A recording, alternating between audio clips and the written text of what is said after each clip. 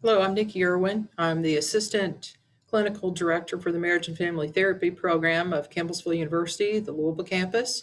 I'm also lead professor of the Marriage and Family Ministry degree at the Louisville campus. I'm so sorry that the snow kept us from meeting last week.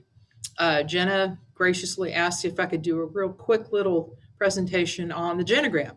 And the Genogram is an amazing tool that really you don't have to have a whole lot of background to be able to use it and have it be a useful tool. So I'm just going to show you a little bit about that, and hopefully you can explore and maybe do some reading of your own and see how it can enhance your ministry and your own personal life as a part of this Family of Origin workshop.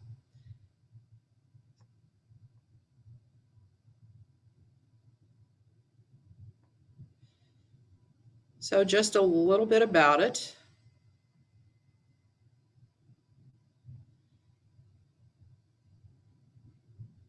Bear with me, I am not technically a superstar. So there's when we were supposed to meet.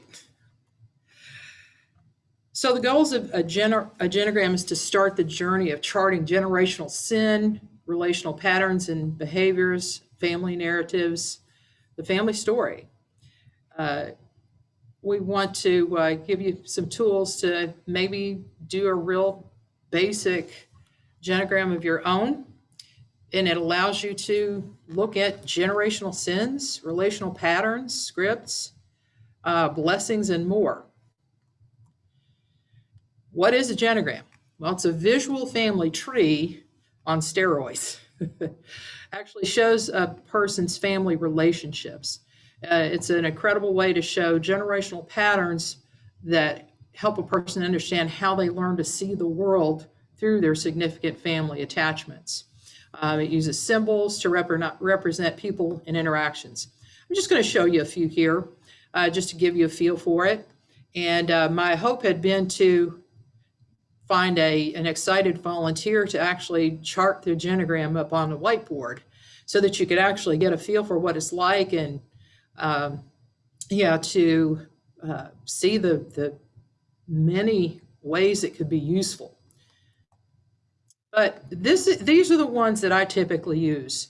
Our students at Campbellsville University in the Marriage Family Therapy Program do very in-depth, intense, huge, very detailed genograms as a part of their program for self-awareness, so they can look at their own family system and understand about themselves, making them a more effective therapist. And as I always like to say, self-awareness isn't selfish. These are very simple symbols. The square is a male, circle's a female. I typically don't do the inner outline. An X for death, and you've got couples relationships, children kind of stem down from those. And so here are some of the real basic symbols. Here's an example of a genogram. Let me get myself out of your view. Sorry.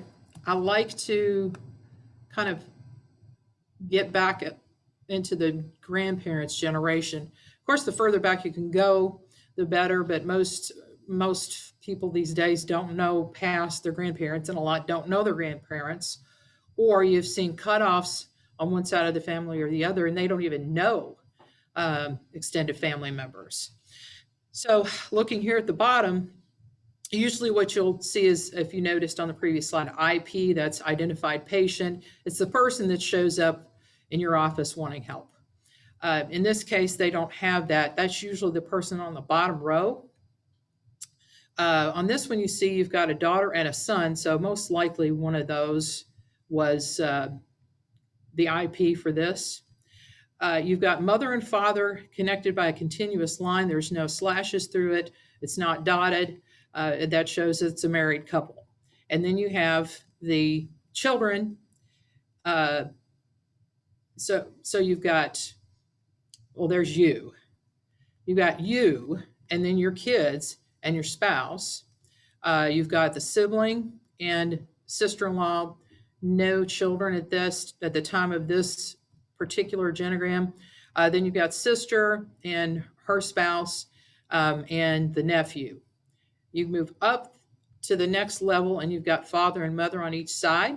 Again, notice you got squares for boys and circles for girls. There are other things now that get representations, people who present as trans, that kind of thing. But I'm just going to keep it really simple here, and you can dig into that a little further as your interest draws you. This has no relational lines as far as how close or how disconnected, any abuse, any of those kinds of things. So very simple, just the basic structure. The real magic happens when we look at, here we go, we've got some additional identifiers. You've got twins as siblings, miscarriage, abortion, death, adopted child, foster child, pet. This one was new when I was digging into this. I didn't realize pets could be in there. I think they should. I'm a dog lover. That's your call. But I don't know that they have a different shape for a dog or cat or bird or whatever. These are the big things to note. Now, when students do their genograms for the program, they probably use every one of these lines. For me, I keep it simple. I keep it to the top row mostly. You've got cut off and estranged over here to the left. You got a single line means a good relationship. A double line means an especially close relationship.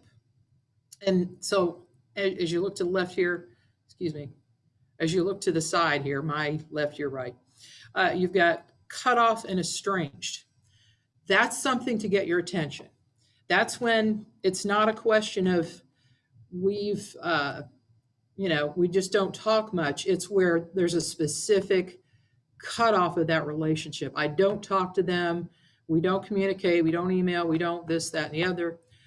Or if we do, it's very limited and only under extenuating circumstances. The dotted lines indicate a lesser connection. I don't tend to use the circles and all these other things, but then going down towards the bottom, you'll notice here you've got the wavy line of abuse and sexual abuse, double lines. Typically, I'll list abuse, verbal abuse, psychological abuse, physical abuse. I typically just use the wavy line. You make it what's useful to you. You're not turning this in like our students for a project, but sexual abuse has a double wavy line. If you want to get into these further, but typically what I do is I chart out just the basics with the quality of the relationships, whether or not there's abuse and what kind. And then I might write notes off to the side or maybe even do a separate timeline.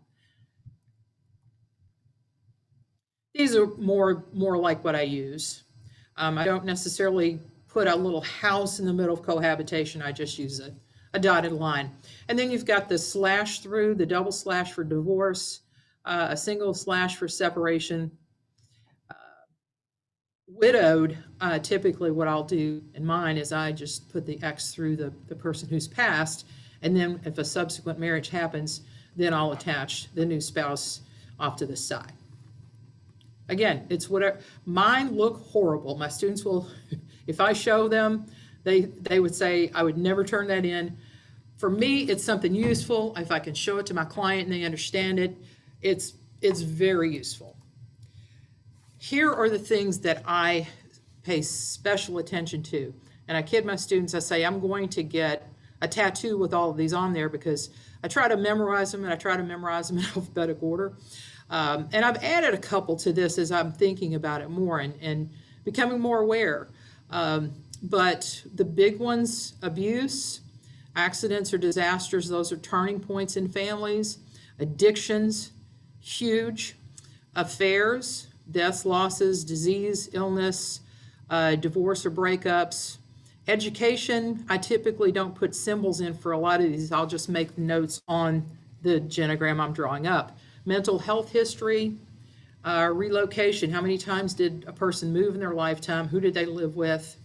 Occupation, race, ethnicity, socioeconomic status, and trauma or traumatic events. Now, that you could say, okay, well, accidents and disasters, but we're also talking about traumatic events that include a sudden loss, that include, war, having to go to war, abuse, sexually, verbally, emotionally.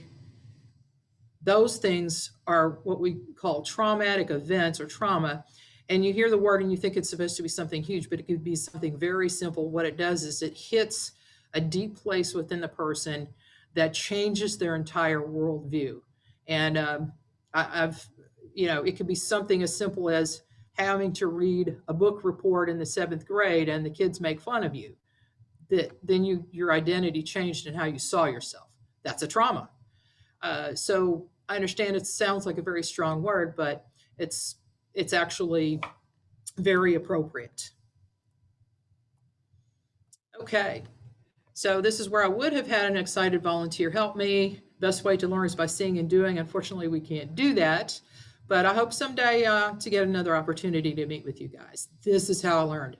My brother-in-law, who's not a believer, and came from a very difficult family background, I sat down with him on the floor at a family gathering and did his genogram, and it was amazingly helpful to him just doing the genogram.